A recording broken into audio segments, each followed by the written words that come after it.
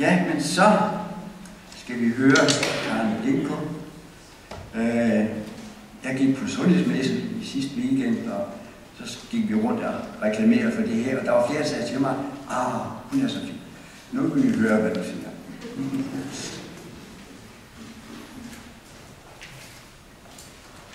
Skal vi tjekke, kan I høre? Først og fremmest tak, fordi jeg blev inviteret til at sige noget. Jeg var egentlig meget overrasket, fordi Core Connection har jo sådan fokus på fremtidens landbrug, som sådan det er en del af vores fokusområde, men derfor så var jeg overrasket over at blive, og rigtig glad for at blive inviteret med her i dag. Det er også dejligt at se, at vi er medarrangører til eventen. Det var også dejligt med morgenmeditationen, fordi det gør vi også i Core. Lars, hver gang vi har teammøde hver mandag, så starter vi med en Core-meditation for ligesom at samle energien. Og så kan vi gå i gang med dagens program. Det er ikke alle, der synes, det er en god idé, for jeg har også prøvet lidt i vores bestyrelse. Jeg synes, det er rigtigt. Det kan ikke rigtig forholde sig til. Men jeg skal tale om de 17 verdensmål.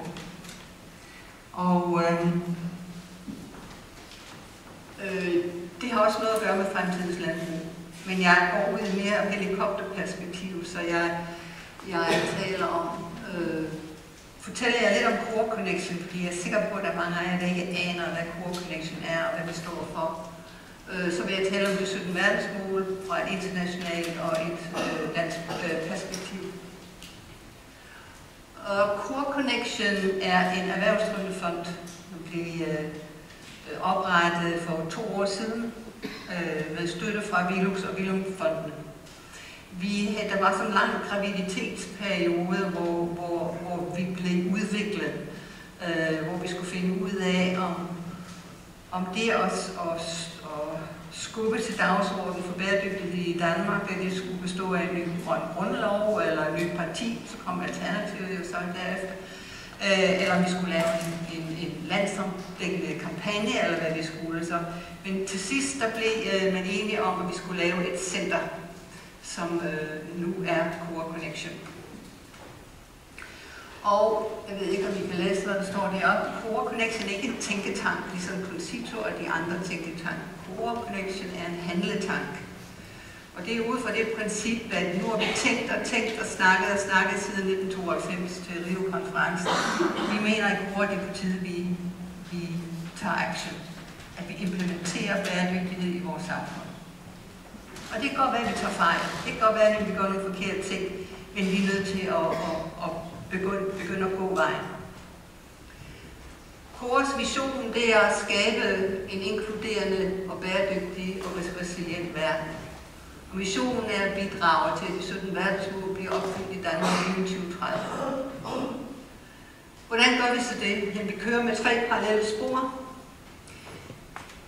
Vi tager handling, det vil sige, at vi skaber prototyper, modeller, processer og metoder for at bruge det, der allerede eksisterer, og implementere det i vores samfund. Vi arbejder med vidensdeling, det vil sige, at vi holder seminarer, konferencer og disruption, går hjemmemøder og rundbordsdiskussioner osv., hvor vi tager emnerne op omkring bæredygtighed og resiliens. Vi arbejder meget med facilitering. Det er ikke Core, der skal gøre tingene. Det er vores samarbejdspartnere, så vi udvikler partnerskaber, vi bygger bro mellem organisationer og ser, om vi kan skubbe dagsordenen for bæredygtighed i det danske samfund. Så det vil sige, at hvis vi skaber en prototype, og hvis den fungerer, så giver vi den videre. Det er ikke meningen, at Core skal køre ting, det er meningen, at vi skal skabe ting og give dem videre ud i samfundet. Og det er også lidt svært, fordi så vi skal hele tiden blive ved med at opfinde nye ting. Men der er meget at gøre. Vores filosofi, principper og værdisæt. Vi er handlingsorienterede, vi er eksperimenterende og faciliterende. Det vil sige, at vi må godt lave fejl. Det er jo en utrolig stor gave at have, at man kommer og lave fejl. Og det bruger vi jo flittigt. Vi arbejder med den 5. kvadrant som vores essens, det vil sige, at vi arbejder ikke kun top-down, vi arbejder ikke kun bottom-up, vi arbejder ikke kun systemisk med de ydre værdier, vi arbejder heller ikke kun med de indre værdier. Vi prøver ved hver ting, vi arbejder med, at gå hele vejen rundt. Og det er det, der gør, at nogle af de ting, vi laver, er interessante, fordi det bliver meget holistisk og helhedsorienteret på den måde. Vores værdisæt handler om generøsitet, transparens, autenticitet og inklusivitet. Måske nogle værdier, som er ret sjældne i den verden, vi lever i lige nu. Men vi vil fortsætte med at arbejde med de værdier der og se, om det kan føres videre. Så vores referenceramme her fra nu af og i fremtiden bliver 17 verdensmål. Og lige nu arbejder vi med specifikt med mål nummer 5, som handler om ligestilling, mål nummer 4, som handler om uddannelse for bæredygtig udvikling, og mål nummer 16, som handler om partnerskab og co-creation. Og i løbet af i år vil vi arbejde med alle 17 mål. Så hvad er de 17 verdensmål? Fordi det er ikke alle, der kender de 17 verdensmål. Hvor mange af jer har hørt om dem? Okay. Det bliver mere med en af vores bestyrelsesmedlemmer inde på Christiansborg her for nogle måneder siden, og talte med politikerne, Claus Skytte, omkring deleøkonomi, og han spurgte så forsamlingen, hvor mange kendte til verdensmål. Jeg tror, der var 8 ud af 100, der rakte hånden op. Jeg kan se, det er cirka halvdelen af jer nu, så det bliver bedre og bedre. Dejligt at se.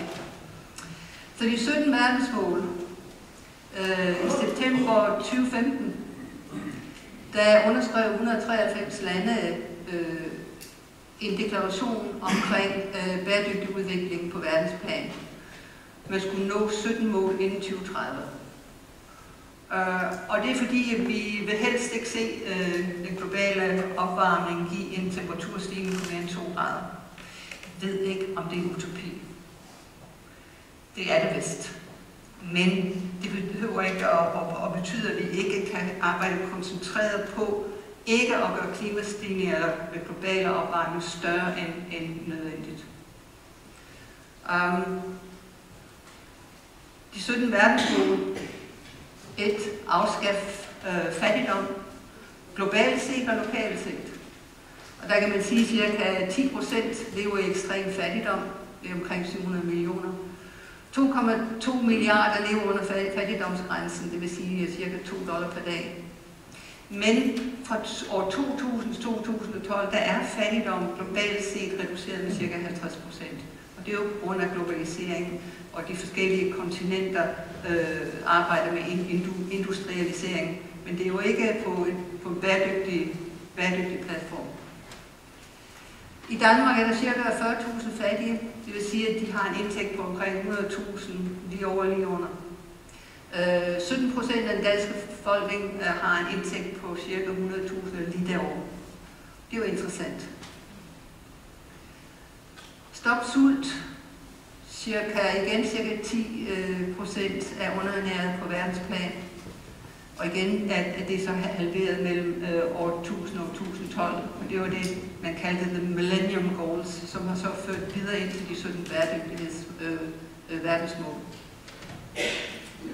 Jeg hørte et program omkring juletid, omkring Kirkens Korshær, og de sagde, at der var efterspørgsel i Danmark på de der julehampers mere end nogensinde før.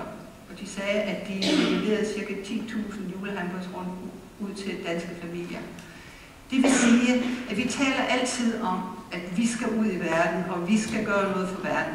Jeg tror, vi også må se på vores eget samfund og se, hvem er det?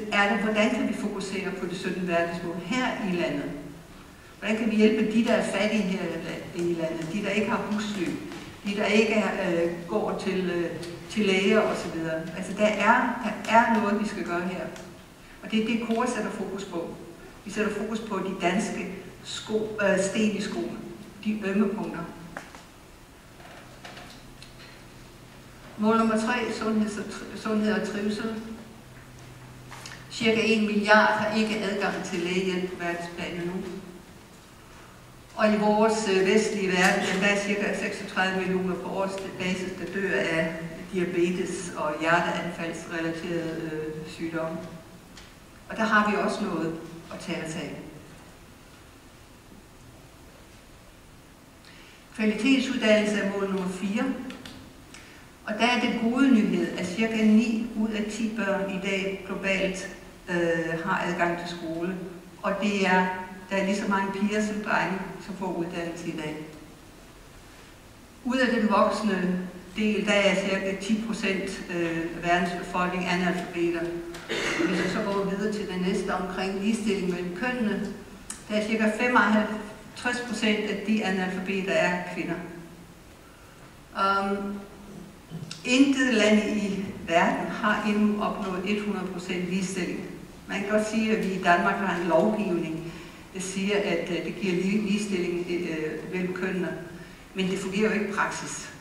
Altså de seneste statistikker siger, at kvinder stadigvæk får 20% mindre i indtægt end mændene gør. Så det vil sige, at der var nogen, der sagde her i efteråret, at kvinder skulle op med at arbejde i november, så skulle mændene gøre resten af arbejdet, fordi så vil der være.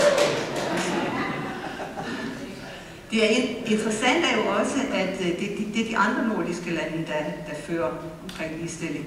Island, Norge, Finland, Sverige. Og så kommer Irland før Danmark.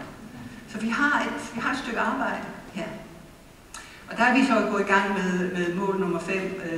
Vi går ind for lige løn og 50% 50-50 barsel. De vil vi opnå inden 2020. Så vi har et stykke arbejde, vi skal i gang med, men vi kører lige på. Så rent vand og sanitet. Igen, de her 10% har ikke adgang til rent vand. 2,5 milliarder, tror jeg, står uden ordentlige sanitetsforhold. I Danmark, da vi lavede undersøgelsen her, viste sig, at ca. 30.000 husholdninger har ikke adgang til ordentlige sanitetsforhold. Bæredygtig energi. Igen på verdensplan 1,2 millioner er uden elektricitet, og det interessante er, at f.eks. i Afrika, et kontinent som Afrika, der har flere adgang til mobiltelefoner med batterier i, end de har adgang til elektricitet i landsbyerne. CO2-udslip skulle jo i Danmark være reduceret med 40% inden 2020, men det er jo så her har det siden sat på Vågeplus. Og det bliver spændende at høre, hvad regeringens udspil bliver her i løbet af 2017. Men cirka 45% af energiforbruget i 2015 var vedvarende energi. Vi har også lige hørt, at på EU-plan, der har vedvarende energimasse været cirka 90% i 2016, så det er jo meget positivt. Anstændige jobs, økonomisk vækst, det er nummer 8. 2 millioner arbejdsløse globalt, og det vil sige, at halvdelen af verdens befolkning, som jeg sagde tidligere, lever lige over eller lige under fattigdomsgrænsen. Der er behov for cirka 0,5 milliard jobs for de unge i verden nu. Mål nummer 9 handler om industri, innovation og infrastruktur. Og det går ud på at bygge robust infrastruktur, fremme inklusiv og bæredygtig industrialisering og understøtte innovation. Det vil sige områder som forskning og små og mellemstore virksomheder, entreprenørskab, mobilnetværk, den teknologiske udvikling og udviklingsbistand osv. De falder alle sammen ind under mål nummer 9. Mindre ulighed. På verdensplan, det er 8%, og jeg tror endda, det er en mindre procentdel i dag, ejer 84% af verdens rigdom. Det vil sige, man kan så vente om at sige på en anden måde, at cirka 71% ejer kun 3% af verdens rigdom. Så der er en ulighed i verden. Men den generelle tendens, siger man på international plan, at uligheden er ved at mindskes, fordi vi er ved at opbygge en middelklasse, som omfatter cirka 3 milliarder mennesker i de næste 20 år. Men uligheden er stigende i Danmark, og det ved vi alle sammen. Det må vi gøre noget ved. Mål nummer 11, bæredygtige byer og lokalsamfund. I 2050 vil ca. 70% af verdens befolkning bo i byerne. Og man ser mange borgmestre ser deres byer som sådan slags lukkede systemer, hvor de virkelig kan arbejde med bæredygtig udvikling. Og der er en stor tendens på verdensplan at samle byerne i netværk, hvor de arbejder med resiliens og bæredygtighed. Der er C40, og der er så 100 resilient cities blandt andet, men der er mange tiltag. Ansvarlig forbrug og produktion. Selvom vi får en middelklasse på 3 milliarder mennesker i løbet af i den nærmeste fremtid, så betyder det jo også meget større ressourceforbrug og øget CO2-udslip, fordi de 3 milliarder vil jo ikke leve bæredygtigt, medmindre vores regeringer træder i karakter og begynder at lave noget lovgivning, som nudger os i den rigtige retning. Fordi det er vanskeligt for os som almindelige mennesker at gøre det selv.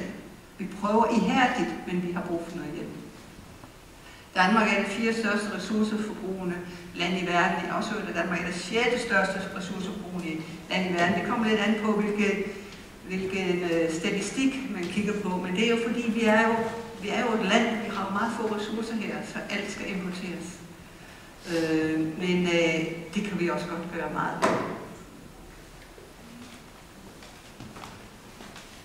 Klimaindsatsen. Cirka 40 milliarder kroner bruges om året på at styre katastrofer. Igen, for at gentage mig selv, det var meningen, at vi skulle reducere drivhusgasser med 40% i 2020, men nu må vi vente og se, hvad regeringen beslutter sig til her i løbet af året. Men der er meget at gøre. Vi ved det alle sammen. Jeg behøver ikke gentage forudsigelserne. Mål nummer 14 handler om livet i havet, og igen ser jo meget sørgeligt ud. Der overfiskes med omkring 30%, og Nordsøen er et af de mest intensivt fiskede områder overhovedet. På den anden side siger statistikkerne også, at andelen, der fiskes bæredygtigt, stiger stødt. Men haven er utrolig et vigtigt organ for menneskehedens overlevelse, fordi haven absorberer ca. 30% af CO2. Livet på land, og det er jo især jeres område, så jeg vil ikke komme så meget ind på det, fordi jeg er ikke ekspert på området. Jeg har kun kigget på nogle af statistikkerne. Men jordforringelsen stiger jo globalt. Tab af landbrugsjord stiger 30-35 gange hurtigere end den historiske hastighed. Og det ved I også godt, alle I, der er økologiske landmænd og biodynamiske landmænd, at det handler om næringsstoffer, sprøjtegifte, monokultur, dræning osv. og mangel på diversitet. Men så kan man sige, jeg synes også overrasket over, at det kun er 8 eller 9% af salg af danske fødevarer er økologisk. Jeg kan ikke forstå det ikke mere. Men de siger, at det øges med 25% på år, så lad os håbe, at det stiger drastisk. Den seneste statistik, jeg så, det er omkring 2.600 økologiske landbrug i Danmark nu. Det kan godt være, at der er flere nu. Men der siger også, at den danske eksport af økologisk fødevare er tredobbelt på 5 år. Så der er muligheder for dansk landbrug. Og jeg ved, at jeg er selv halv landkrone og halv lærer. Den ene del af min familie var landmænd, og den anden del af min familie var lærer. Jeg havde selv en økologisk gård i Hornbæk, hvor jeg havde et Stockholms køer, græssen. Så jeg ved, hvad det vil sige for jer, der er landmænd, og jeres kærlighed til jeres værv. Jeg glæder mig meget til landbrug i fremtiden, hvordan I organiserer det, hvordan I udvikler det videre. Mål nummer 16 og mål nummer 17 er udgangspunkt for bæredygtighed. Man kan ikke have bæredygtighed i et land, hvor der er krig og ufred. Det er fuldstændig umuligt at tale om bæredygtighed i Syrien eller andre steder i Mellemøsten. Vi er nødt til at sørge for, at vi får fred. Jeg kan ikke forstå, at vi som skulle være homo sapiens, at vi stadigvæk i dag opfører os så tåbeligt, som vi gør på verdensplan. Jeg fatter det ikke. Men mål nummer 16 går ud på, at vi skal komme alle former for vold, børn og kvindemisbrug til livs. Vi skal øge retssikkerheden. Vi skal forhaspe ulovlige pengestrømme og korruption, og vi skal udvikle vores frihedsrettigheder. Og så det sidste mål, det er partnerskab for handling. Vi kan kun gøre det sammen. Altså, vi kan ikke gøre det alene. Vi skal styrke det globale fællesskab, det globale partnerskab. Og så må jeg også sige, tænk jer, hvad? Brexit? Vi er nødt til at stå sammen i Europa. Og så forsvinder de ud af bagdøren. Og det er altså ikke bæredygtigt. Så jeg vil sige til de, som nu siger, at nu skal vi have en afgørelse i Danmark, om vi skal fortsætte i EU. Selvfølgelig skal vi fortsætte i EU. Selvfølgelig skal vi samarbejde. Vi kan ikke imødegå de udfordringer, vi har i verden, hvis ikke vi arbejder sammen om det. Det duer ikke, at vi sætter mure op nede ved grænserne. Det vil ikke hjælpe os i fremtiden. Det kan ikke hjælpe, at vi går 50 eller 100 år tilbage i tiden. Vi er nødt til at udvikle os videre frem. Jeg har meget, meget svært ved de mure og det der med at partnerskaber opløse, fordi man kan ikke finde ud af det, fordi man vil hellere være sig selv. Og det er måske et symptom på den verden, vi har skabt, at man helst vil være sig selv, om man er sig selv nok. Så målene er universelle. De 17 verdensmål er universelle. Det er ikke kun udviklingslandene eller de udviklede lande, der skal arbejde med dem. Det er os alle sammen, og det er på alle niveauer. Det er dig og mig, vores styrelser, vores regeringer, vores virksomheder, vores organisationer, vores universiteter. Vi skal arbejde sammen på at opnå de mål her. Målene er indbyrdes afhængige. Det ene påvirker det andet. Transformationen, hvis alle mål kan nås, bliver omstillingen fundamentalt radikal, men det må vi indstille os på. Og så lige til sidst har jeg den her lille video, som jeg godt kunne tænke mig at vise. Jeg ved ikke, hvordan jeg får den. Mit mål er at møde folk, hvor de er. At alle skal kunne være, som de er. Så de kan få den behandling, de har behov for. Mit mål er at folk ikke skal være bange for at sætte sig ved siden af mig. Mit mål er at øge et bæredygtigt fiskeri. At alle skal have god mad. Med mindst muligt aftryk på naturen. Mit mål er at være med til at skabe en folkeskole, hvor der er plads til alle børn. Og være mod andre. Også de børn med særlige behov. Som jeg ønsker, de skal være mod mig. Mit mål er at komme ud af mit sygdomsforløb og komme i arbejde hurtigst muligt. Mit mål er at skabe en sund og miljøbevidst arbejdsplads. At mig og mit hold bliver endnu bedre til at samarbejde. Hvad er dit mål? Er dit mål? Hvad er dit mål? Er dit mål? Hvad er dit mål? Er dit mål?